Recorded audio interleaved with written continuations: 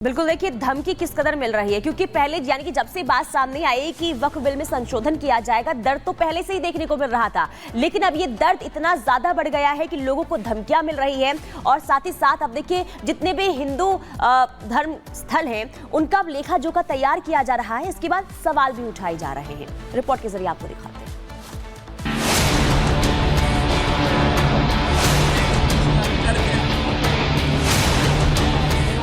वक्फ में संशोधन को लेकर पूरे देश में चर्चा हो रही है, क्योंकि वक्फ में बदलाव से कई लोगों को दर्द हो रहा है।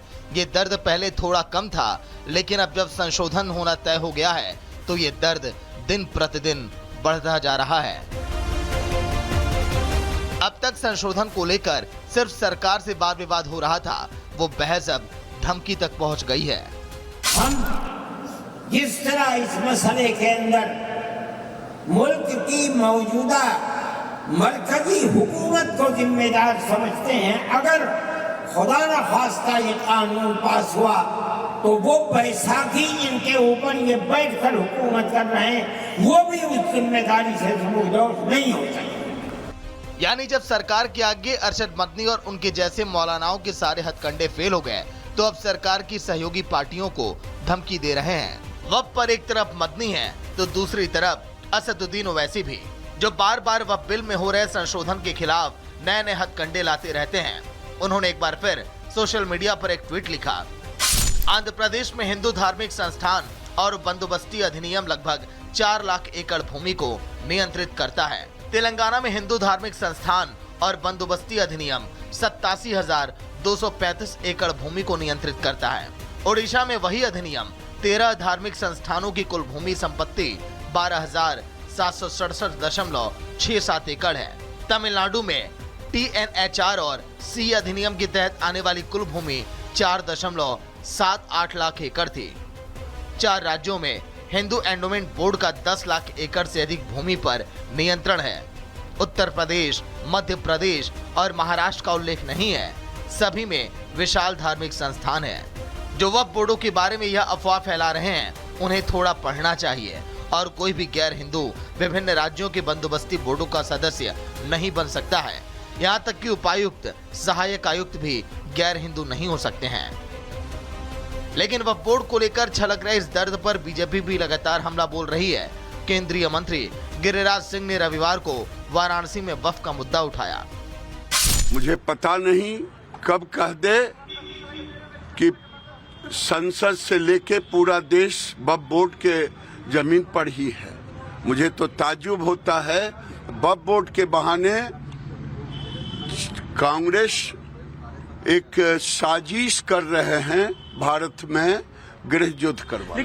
वक्फ बोर्ड का मुद्दा फिलहाल जेपीसी में सुर्खियां बटोर रहा है, लेकिन ये तो तय है कि इसके खिलाफ होने वाला कोई भी फैसला कई लोगों को पचेगा नहीं। Bureau report, Republic Bharat.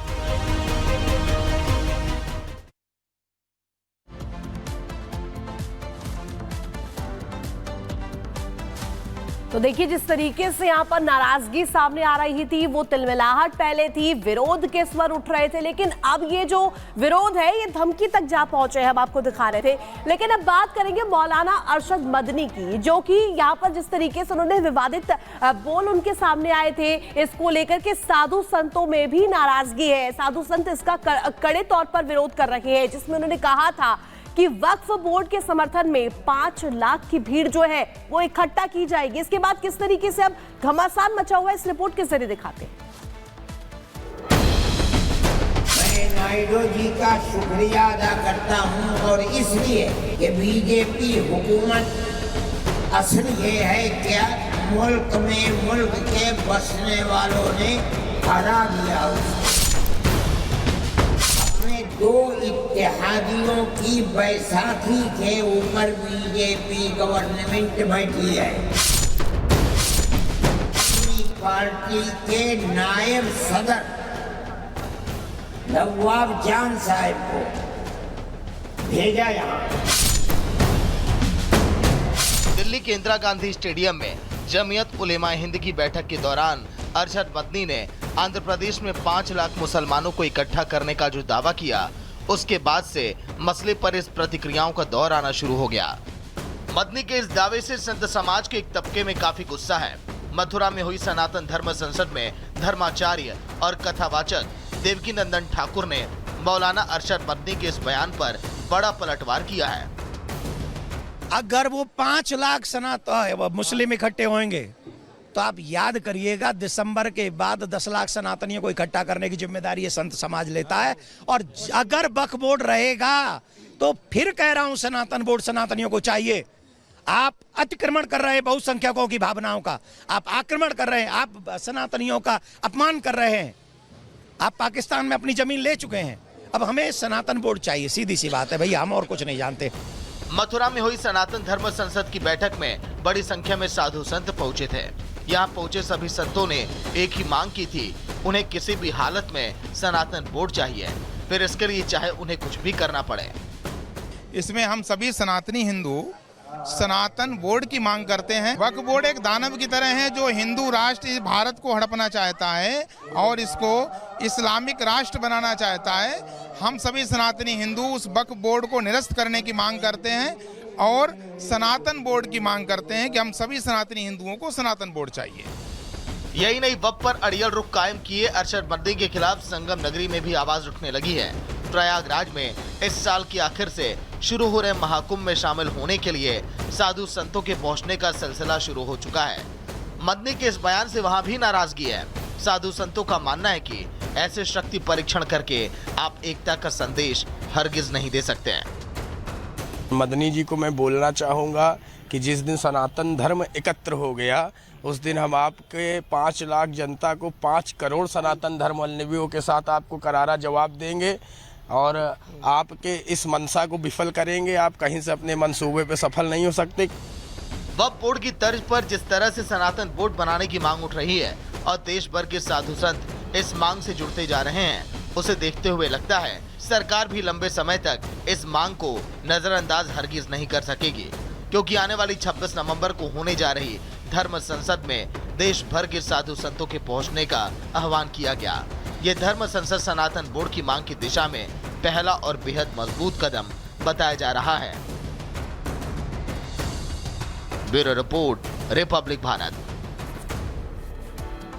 तो देखिए, वक्फ बोर्ड की मनमानी लगातार देखने को मिल रही है। यही वजह है कि अब वक्फ बिल में संशोधन किया जा रहा है। लेकिन अब जिस तरीके से साधु संतों की ये मांग है कि अब सनातन बोर्ड भी बने, लेकिन इसे लेकर सियासी संग्राम शुरू हो चुका है। लेकिन हम आपको ग्राफिक्स के जरिए बताते हैं कि देश में वक्फ संपत्ति के आंकड़े आखिर कितने हैं। देखिए, देश में 32 वक्फ बोर्ड है, 32 वक्फ बोर्ड है पूरे देश में और कुल 8,51,939 वक्फ संपत्तियां हैं। ये हम वक्फ की संपत्तियां बता रहे हैं। सुन्नी बोर्ड के पास आपको बता दें 2,10,239 संपत्तियां यहां पर दर्ज की गई है। इसके अलावा शिया वक्फ बोर्ड की बात करें तो उसके पास 1,53,086 संपत्तियां हैं। वहीं आगे बढ़ते हुए हम आपको बता रहे हैं कि उत्तर प्रदेश की अगर हम सब बात करें तो उत्तर प्रदेश में सबसे ज्यादा वक्फ संपत्तियां हैं। ये सिर्फ उत्तर प्रदेश की बात हो रही है। यूपी के बाद तेलंगाना की हम बात करें तो सबसे ज्यादा संपत्तियां तेलंगाना में भी दर्ज की गई है और सबसे कम संपत्ति जो है वो बिहार और दिल्ली के पास है। ये हम आपको बता रहे हैं कि देश भर में आखिर वक्फ के पास कितनी संपत्ति है, कितने आंकड़े हैं, ये हम आंकड़ों के जरिए हम आपको बता रहे हैं। इसके अलावा अगर हम बात करें तो आमदनी के आंकड़े सरकार के पास नहीं है कि ये आमदनी कहां से आ रही है, किसके जरिए आ रही है, इसका कोई भी आंकड़ा जो है नहीं है। और यही वजह है कि लगातार अब वक्फ संशोधन बिल को लेकर जिस तरीके से कई लोगों को भड़काने की कोशिश की जा रही है, लेकिन यह भी तय है कि वक्फ में संशोधन होगा और इसे लेकर ही लगातार अब सियासी संग्राम भी देखने को मिल रहा है। और देखिए, जम्मू कश्मीर में ऑपरेशन ऑल आउट को लेकर के जो आतंकी है वो बौखलाए हुए हैं और आतंकियों के निशाने पर है निर्दोष और भोले भाले लोग। और इस बार आतंकियों ने निशाना बनाया श्रीनगर के संडे बाजार को। श्रीनगर में पिछले 2 दिन की अगर बात करें तो लगातार ये दूसरी आतंकी वारदात है। रिपोर्ट दिखाते हैं आपको।